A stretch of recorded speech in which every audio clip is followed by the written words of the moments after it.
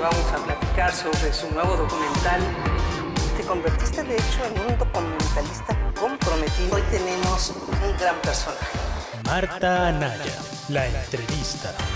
En estas temporadas de movimientos sociales intensos, de chile, de dulce, de manteca, hemos querido invitar a Flavio Sosa, que es ahora sí que un luchador de izquierda bien conocido y reconocido. Él fue uno de los, ahora sí que, líderes, vocero, fundador de uno de los movimientos más intensos de las últimas décadas, la Asamblea Popular de los Pueblos de Oaxaca, la famosísima APO, ni más ni menos. Bienvenido, Flavio, qué gusto tenerte. Muchísimas gracias, Marta, me da mucho gusto estar contigo. Oye, pero déjame empezar, acaba de pasar, de darse a conocer, pues ahora sí que los finalistas para la dirigencia, y tú eras un aspirante a la secretaría. ¿Cómo viste el resultado? Bueno, el resultado es el resultado propio de un mecanismo tan abierto como el que estableció el INE, es decir, no había certeza para la militancia, no la hay porque es una encuesta entre la ciudadanía, entonces no esperamos mucho, o sea, yo espero que la ciudadanía en general conozca a la dirigencia, a los aspirantes, a las características, evalúe las propuestas que puedan tener. Es más, yo creo que a la gran mayoría pues no conoce la vida interna de los partidos. Los partidos no dejan de ser élites, no dejan de ser espacios cerrados para la ciudadanía. Y entonces cuando tú pones a un ciudadano que opine de un partido, pues te puede dar una opinión general, ¿no? Ese partido no me gusta, ese partido sí me gusta, o bueno, ese partido me parece un partido corrupto, o ese me parece muy buen partido, pero que se meta a la vida, que opine sobre la vida interna de los partidos, realmente no, la cultura democrática apenas empieza a permear en la sociedad. Las redes sociales, la explosión del internet nos está permitiendo acercarnos un poquito más, pero un ciudadano común, pues le da flojera meterse a la vida interna de un partido. Digo, que hay que flojera. Es como si a mí me preguntan de la vida interna del PAN, me da mucha flojera. Oye, pero a ver, dime, ¿qué tienes tú de similar o qué te une a, haz de cuenta, gente como Mario Delgado, Jacob Polemski? Lo que pasa es que el movimiento López Obradorista se fue construyendo durante muchos años y es la suma de muchos procesos que se han dado a lo largo y ancho del país. Efectivamente, yo creo que la presidencia de López Obrador representa el hecho de que la izquierda como izquierda social, la izquierda comunista, la izquierda que viene del 68 y de los 70, que yo ubicaría la raíz más cercana, porque podríamos decir, al menos yo en lo personal, yo me identifico con la izquierda de José Revueltas, pero la más cercana, la de los 70, no fuimos capaces conjuntamente con estas izquierdas sociales de construir entonces una alianza con el nacionalismo revolucionario que viene del PRI. Porfirio Muñoz Ledo, López Obrador, Jacob Polemski incluso, Ifigenia Márquez, algunos personajes, representan una corriente nacionalista revolucionaria, así se autodenominan ellos, dentro del PRI. Andrés Manuel representa una alianza entre ese nacionalismo con la izquierda social y estos movimientos. Ahí es donde nos juntamos, en ese espacio de convergencia, es que nos juntamos y decimos, vamos a derrotar al régimen de partido de Estado, vamos a desplazar a la derecha. Y entonces conformamos ese frente amplio que resultó la candidatura de Andrés Manuel en el 18. Que no es lo mismo que la del 12 y la del 6. Yeah. Porque en el 2006 y en el 2012, si tú observas el discurso de Andrés Manuel y la composición de la gente que está a su alrededor, no es la misma que la del 18. La del 18 se abre un poco más, es decir, el frente es mucho más amplio, se incluyen más empresarios, bueno, se incluyen personas. El PES, Ave María Purísima. Hay una, sí, qué horror. Fíjate que hay una anécdota bien simpática porque yo era representante de Morena ante el INE. Ajá. Y entonces, días antes de la alianza con el PES, llegó el PES al INE a presentarse, a registrar a su representante. Y a la hora de registrarse, dio un discurso de presentación el representante del PES. Ajá. Se refiere a las personas que tienen preferencias por su mismo sexo despectivamente. Vaya. Entonces, yo me molesto mucho y lo cuestiono y le digo, oye, tú debes respetar a todas las personas merecen respeto. Lo cuestiono fuertemente y protesto ahí en la sesión del INE por la presencia de este señor intolerante y grosero con las personas que tienen preferencia por su mismo sexo. Y a la siguiente sesión, pues resulta que ya somos de la misma alianza. Sí. ¿No? Antes eran ustedes los opositores, los que salían a las calles, los que llegaban al Zócalo, y ahora pues no, ahora son los de Frena, los de la derecha. O sea, ¿cómo se sienten? ¿En qué país estamos? Dice Rulfo. ¿En qué país estamos? Mira, efectivamente, yo creo que el papel que tenemos nosotros tenemos que reflexionarlo y actuar, porque ya van 2 años de gobierno de López Obrador y estamos paralizados. La izquierda está paralizada. En los distintos gobiernos latinoamericanos, cuando ha llegado la izquierda al gobierno, que no necesariamente al poder, apenas al gobierno, hay una suerte de parálisis de los movimientos sociales. ¿Por qué? Primero, porque varios líderes de los movimientos sociales llegan a los gobiernos. Segundo, porque hay la confianza en que va a haber un cambio. Tercero, porque la sociedad, que es la que se moviliza bajo la propuesta de los dirigentes de izquierda, le da una especie de tiempo de gracia al gobernante en turno. Y entonces, si la izquierda no es capaz de entender que tiene que empujar para que se den los cambios se dan de una manera muy lenta o casi no se dan cambios. O sea, puede incluso que gane más la presión de la derecha. Entonces, ahorita tenemos en el país algo parecido. La derecha está presionando. La derecha está presionando muy fuerte. La ultraderecha está en el Zócalo y la izquierda está paralizada, peleando al interior de Morena. La izquierda no está empujando y está empujando la ultraderecha. Entonces necesitamos movernos nosotros, salir y respaldar nuestro proyecto. Y por eso hay un debate. Mira, la contradicción se refleja de distintas maneras. Por ejemplo, Oaxaca aprueba el Congreso de Oaxaca despenalizar el aborto. Sí. Pero otros congresos no lo aprueban. Nosotros aprueba Oaxaca, prohibir comida chatarra a los niños. Cierto. Y otros congresos no lo aprueban, lo aprueba Tabasco. Y sale el presidente y dice, yo no estoy de acuerdo con prohibir, porque vino Coca-Cola y dialogó con él. Cierto. Oye, pero a ver, ¿a qué atribuyes que tengamos movimientos que podrían ser más bien de izquierda, pero que están, no sé, torpedeando al propio gobierno, como podrían ser las tomas de la gente de la CENTE, de las vías de ferrocarril, ¿no? Que dice uno, pues son gente de izquierda. Hay gente que lucha por las tierras, las termoeléctricas, los propios zapatistas que no están a gusto. O sea, ¿por qué la izquierda no está contenta con este gobierno y se están movilizando? Porque la izquierda en México siempre ha sido muy plural, no es una izquierda monolítica. O sea, siempre hay distintas concepciones de la izquierda. Nosotros, pues, permanentemente en el movimiento discutimos con ellos cuando actuamos conjuntamente. Tenemos fuertes diferencias con ellos. Digo, el APO fue la expresión de cómo había 2 visiones de hacia dónde conducir el movimiento, cómo empujar el movimiento, y en distintos movimientos. Bueno, el zapatismo responde a su dinámica. Ellos son un movimiento armado, que durante mucho tiempo se ha comportado de determinada manera, pero cuando ellos consideran conveniente para su movimiento o tácticamente importante para su movimiento presionan y muy fuerte, porque una de sus herramientas, como tú sabrás, es el manejo de la comunicación.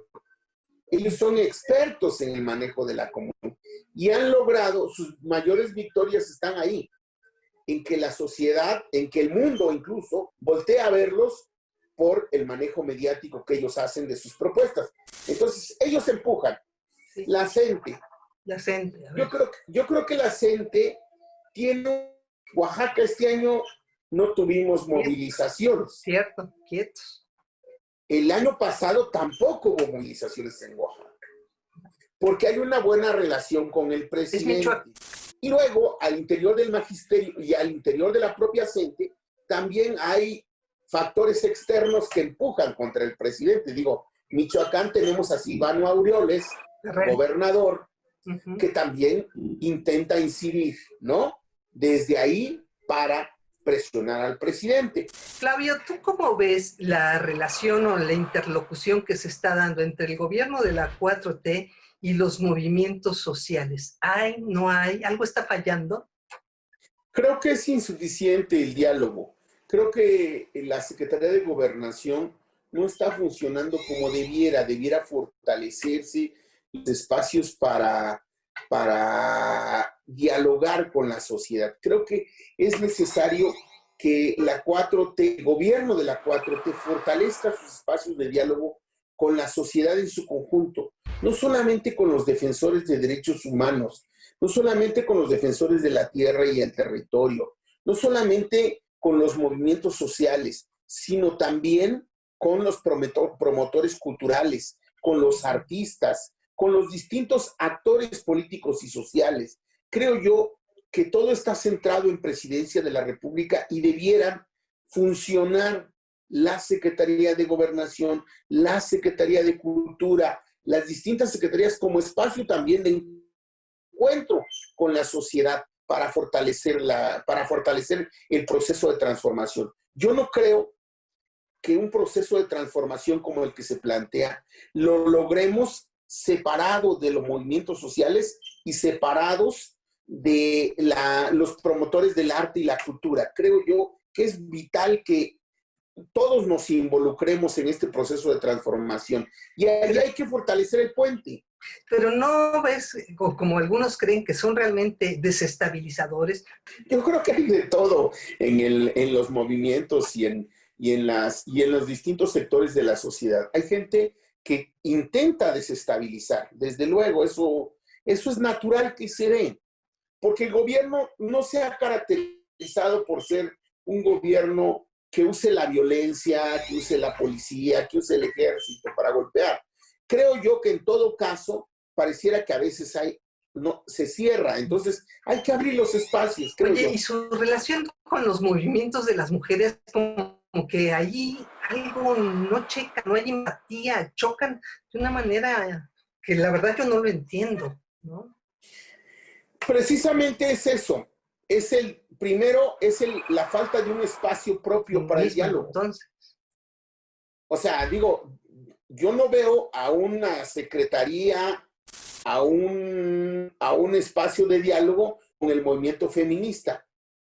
Bueno, no existe. Lo que hay es una política pública que va a tratar de atender la pobreza extrema, becas. Lo que hay son un redireccionamiento en el ejercicio presupuestal, pero hace falta espacios específicos para el diálogo. La izquierda reflexiona, teoriza, hace propuestas de mundo, de país, de región, propuestas autonómicas. La gente de derecha realmente piensa muy poco. Yo veo muy poca creatividad, veo un discurso bastante estrecho, veo una propuesta muy limitada, muy cuadrada, muy dogmática, y entonces eso no es atractivo para la sociedad. Oye, entonces tú no tienes temor de que Andrés Manuel lo puedan desestabilizar, o sea, no ves esa capacidad. Ellos no. Yo creo que el problema está con los factores de poder económico. Okay. Ahí es donde está el problema. ¿Ellos no están detrás de estos movimientos? Yo no creo que le apuesten a ese pequeño movimiento. Le apuestan a cosas mayores, ¿no? Cuando quieren cuestionar otro tipo de políticas, ¿no? Pero hábilmente también Andrés busca respaldos y busca cerrarle las puertas a ellos, ¿no?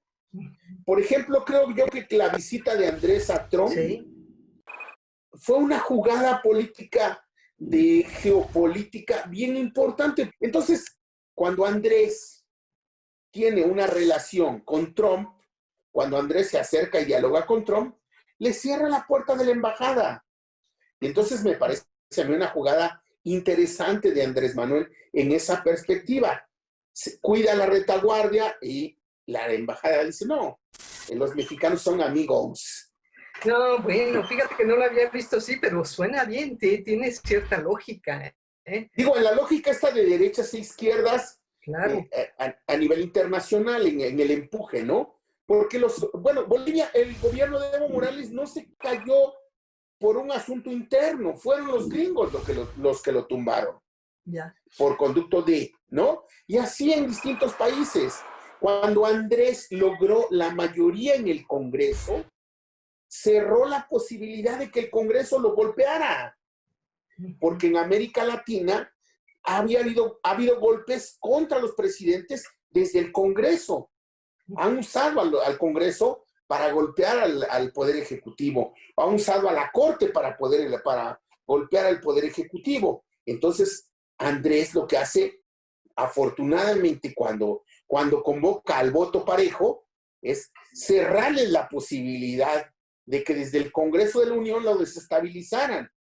Entonces, el flanco más débil que tú ves es el de los empresarios. Yo creo que efectivamente el flanco más débil es el tema empresarial, porque el país está sufriendo una crisis que es parte de la crisis mundial. La crisis de la pandemia no solamente golpeó a las economías locales, movió los centros de poder en el mundo. ¿Cierto? Movió los centros de poder en el mundo. Los movió un poquito hacia Asia, ¿no? O sea, parece que el Oriente se fortaleció. Si hacemos un balance global, quien salió un poquito más fortalecido de la pandemia fue el Oriente. Se mueven los centros de poder mundial y se genera una crisis mundial económica. Esa nos va a pegar en México, nos está pegando.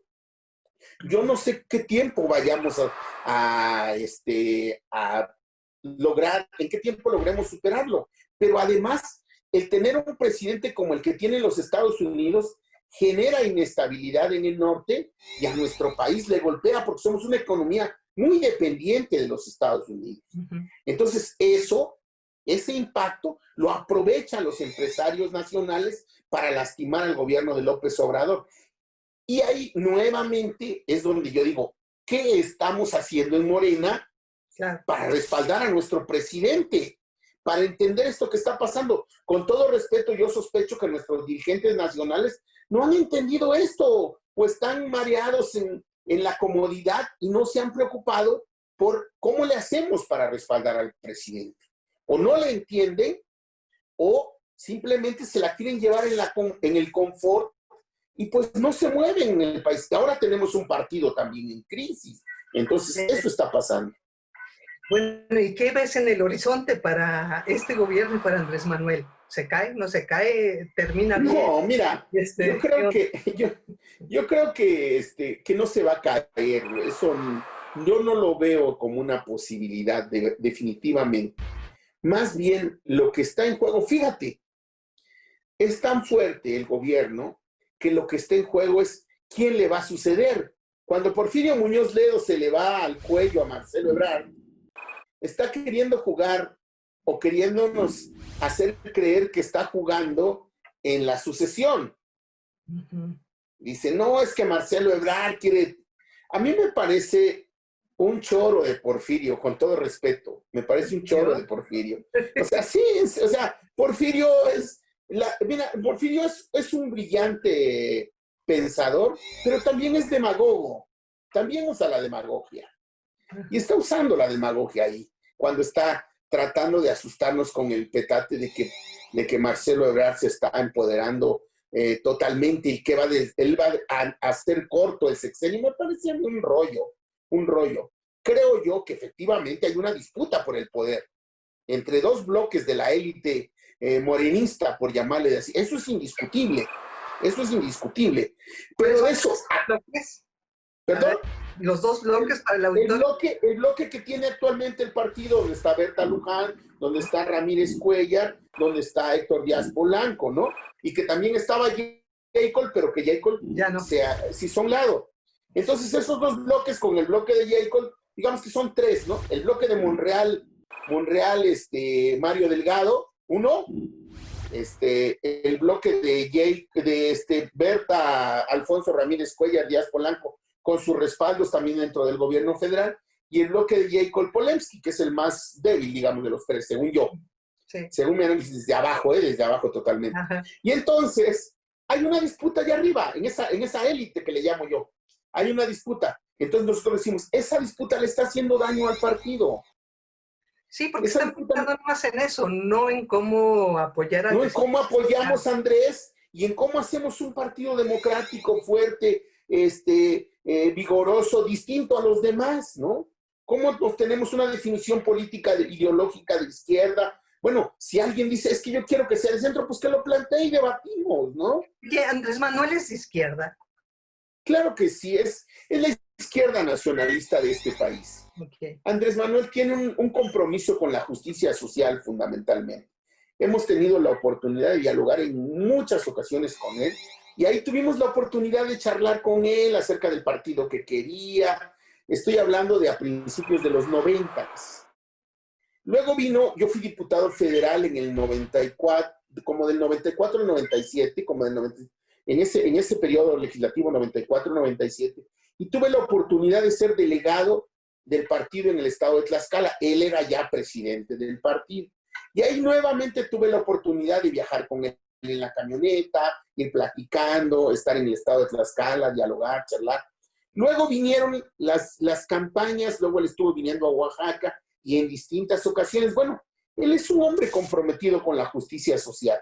Él es un hombre estudioso de la historia de México. Suena a adulación, pero no estoy adulando, es la verdad. Es un hombre que le interesa mucho la historia de México y a veces se detiene a preguntar, ¿no? A ver, ¿qué hacía Juárez en esta circunstancia? Y pregunta a los actores y escucha opiniones y contrasta las opiniones de un historiador y cuenta anécdotas al respecto. O sea, siempre está interesado en esos temas. Y entonces tú te das cuenta de su orientación perfectamente. Él es un nacionalista. Él es un hombre preocupado por la justicia social y en verdad no le interesan a él los lujos, es la verdad, es la verdad. Y entonces es un hombre de izquierda, con su propia perspectiva. No le gustan mucho, dice que las izquierdas somos muy alegadoras, dice él, ¿no? Zapata y Villa se pusieron de acuerdo y dijeron, a ti te toca el norte y a ti te toca el sur, y pum, no andaban mucho alegando, a él no le gusta mucho esa dinámica, ¿ves? Pero desafortunadamente nuestro partido está compuesto por muchos actores. Entonces tiene que haber un diálogo interno. ¿Eso le toca hacer a la dirigencia? No lo está haciendo. No, pero y entonces, bueno, ¿hacia dónde van? ¿Qué van a hacer? ¿Cómo va a terminar? Yo espero que esta dirección provisional que va a salir en las próximas horas, porque faltan unos cuantos días de aquí al 8 de octubre, faltan unos cuantos días, tenga la inteligencia suficiente para ver lo que le falta al partido, porque el secretario general o la secretaria general debe ser una especie de internista. Estamos tan mal, tenemos tantos padecimientos que necesitamos un internista que esté atendiendo permanentemente. ¿Qué está pasando con un gobernador? ¿Qué está pasando con un congreso? ¿Qué está pasando con un presidente municipal de un municipio tan importante? Vamos a llevarle unas tablas de matemáticas al gobernador de Morelos para que aprenda a sumar que 7 más 4 son 11, no son 10. O sea, necesita el partido tener un internista que debe ser la secretaria o el secretario general que lo haga para estar atendiendo. Y bueno, un presidente que lo represente con sensatez, ¿no? Porque Ya, si dice como nuestra amiga querida Jacob que a ella le gusta más Primor que Prián, ya la regó. Y lo último, ¿tú crees que este gobierno, el de Andrés Manuel, el gobierno de izquierda, debe en algún momento usar la violencia o no? Yo creo que tenemos una herencia de violencia muy muy pesada en el país. O sea, cada que se ha usado al ejército, acercado al ejército a la gente, salimos chocando. Es muy peligroso. Yo creo que debe renunciar al máximo a la violencia. Me parece que cuando veo las escenas de policía resistiendo los empujes de los manifestantes, Ajá. yo prefiero 1000 veces ver esas escenas a ver a un policía rompiendo la valla y golpeando a una joven. Eso no me gusta. Al menos nosotros no estamos de acuerdo con ello. Creo que hay que resistir la tentación de la violencia al máximo. Al máximo. ¿Qué hacer cuando tienes tomadas presas y vías como del ferrocarril? ¿Qué haces? Al principio hablábamos de lo que primero que hay que fortalecer, el espacio de diálogo. Ya. Ok. O sea, necesitamos una Secretaría de Gobernación fuerte. Es mi opinión, les digo, desde mi perspectiva muy oaxaqueña, ¿no? Pero de un luchador social y combatir, vaya que la violencia también existe. Creo yo que necesitamos una Secretaría de Gobernación muy fuerte, pero muy fuerte para dialogar, ¿no?